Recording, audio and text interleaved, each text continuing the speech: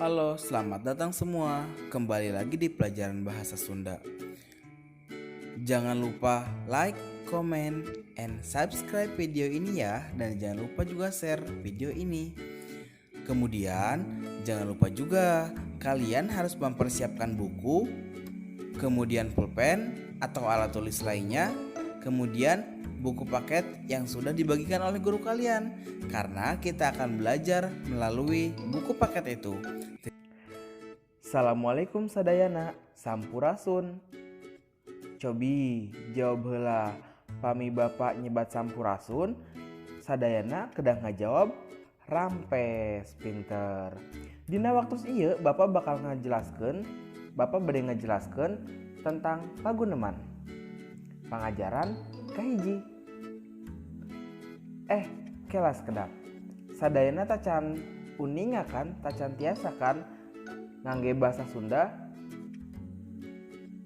Oke teh acan kanggo mudahkeun berarti bapak ngajelaskeunana ngangge bahasa Indonesia wae nya. Oke, bapak bakal ngangge bahasa Indonesia.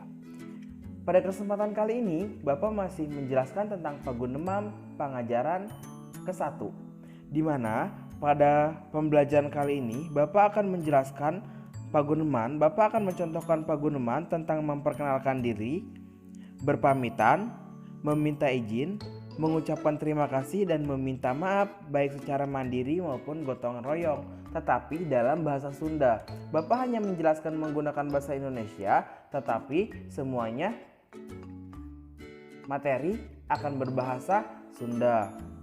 Oke, masuk kepada materi yang pertama tentang memperkenalkan diri. Silahkan kalian buka buku paketnya halaman 10. Di situ bagian A ada contoh tentang memperkenalkan diri. Bapak beri contoh screenshot yang ada di layar kalian.